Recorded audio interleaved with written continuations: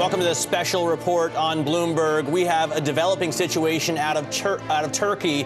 The military has attempted a coup. The government, including President Erdogan, says that coup will not be successful. It is interesting as we watch this now, the third hour of this coup unfold, that the military has been able to block off streets and bridges in Istanbul and in the capital, Ankara. They do want to install a curfew at 6 a.m. local time, which would be about 11 p.m. New York time. So in just about 5 hours, but they haven't been able to get everyone back to their homes because the streets are blocked due to all of these blockades. I also think, Mark, that it's fascinating that they attempted this coup without first taking President Erdogan into custody. Yeah. He was on vacation reportedly, but now that they have him out, he's trying to incite the public to go to squares, to go out into the streets, to go to airports and resist this military coup. And our colleague Mel Ayan joins us on set. You've covered Turkey for Bloomberg Television. Tell us your thoughts on these events. Give us a little bit of a historical context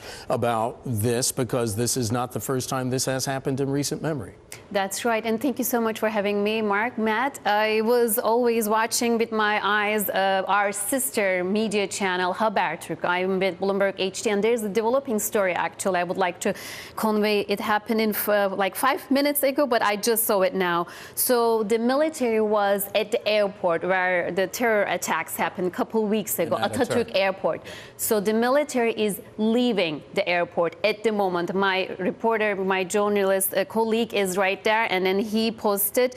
So the president of Turkey, Erdogan, told everyone, the Turkish citizens, to go against the protesters, to get against the tanks, the military. And that's what they did. I have the pictures right now coming up, downloading. I see that, and I don't know if you can see it. So they're all leaving the airport right now. The military is leaving, so the ones that were rebellious. So they are being confronted by protesters there, and I would imagine that if you're the military, their beef would be with the government structure, and they don't want to fire upon their own citizens, their fellow citizens. That's right. The military wouldn't want to do that. And also our prime minister told us that these are the guns, the ammunition that was paid with the taxpayers, the Turkish citizens' money. You don't want them against them again. I was actually on air at 4:30 p.m. Eastern Standard U.S. time, and then I heard also our reporters talking and giving it on air from Istanbul, Bosphorus, the bridge.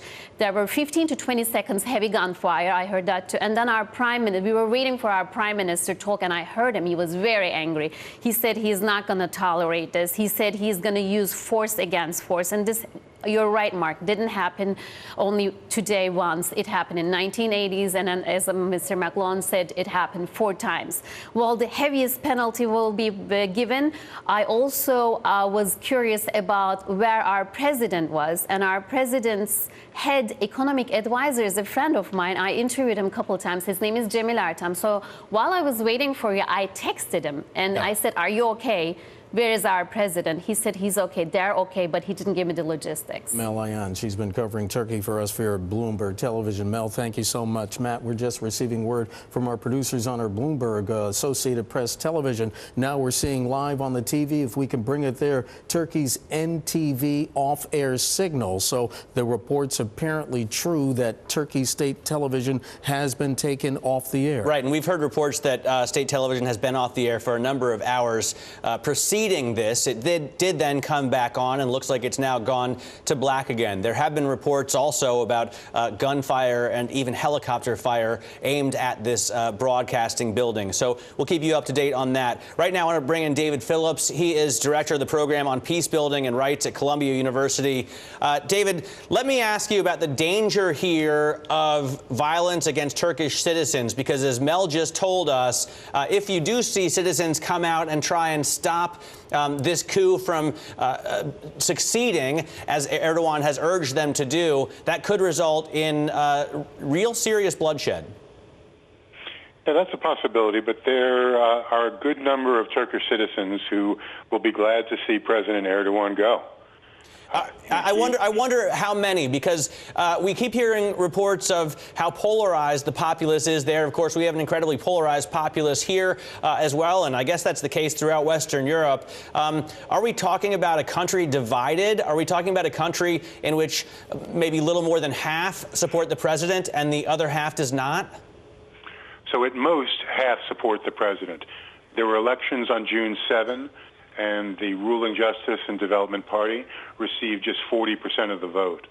They then cynically restarted a war with the Kurds in Turkey in order to rally the nationalist base. They refused to enter into a coalition government. They went for early elections, and in November 1, they gained just shy of 50% of the vote. So ruling through a politics of division and fear served Erdogan well. That's why his numbers increased. But it's important to note that there are three elements that happen when there's a coup. Right. You start to arrest potential opponents, you take over the media, and you close the transportation infrastructure. And that's what's happened. NTV is shut down, the airspace is closed, the bridges are being blocked, the chairman of the Joint Chiefs of Staff has been arrested. So this isn't something that was done in a haphazard fashion. Right. It was clearly thought out and planned. And within the military, there is obviously some support. David, you just mentioned the status of the Chief of Staff. What is the relationship between Turkey's Chief of Staff and the military? So that depends on the personalities involved. The government is an Islamist government. The military is traditionally the champion of secularism. What's happened in Turkey, through a series of events, Erdogan has been rotating out the secular elites from the military and security establishment and installing his Islamist cohorts. There was supposed to be in August a new rotation with more generals getting a pink slip.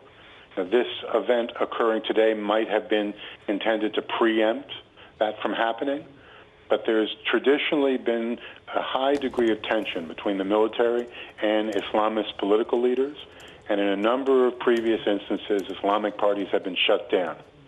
Erdogan has tried to undermine the military so that they wouldn't be in a position to do that. Obviously, the military felt as though they were pushed to the end of their rope, which is why this coup is happening today. David Phillips, director of the program on peace building and rights at Columbia University here in New York. Mr. Phillips, thank you so much for your time. We appreciate it. I want to go ahead and issue a correction very quickly.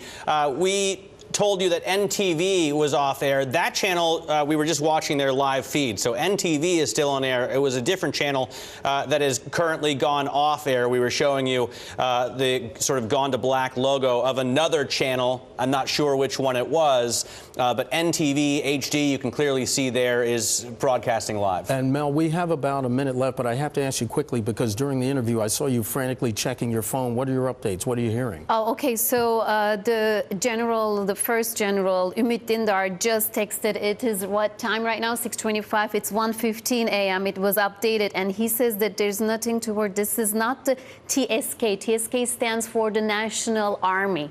It's not TSK. It's a small group, and it's a hierarchy. It's a chain that's coming from Fethullah Gülen, who is a U.S.-based Turkish preacher. He is giving the command from here, from Pennsylvania. He currently lives in exile in the U.S. He says so he's saying that the rebels are being directed by this U.S.-based Turkish preacher. Wow. All right, well, we've got to take those reports, of course, with a grain of salt because they do come from a government-loyal general. We're going to take a quick break here, and we'll continue following these breaking events for you. This is Bloomberg.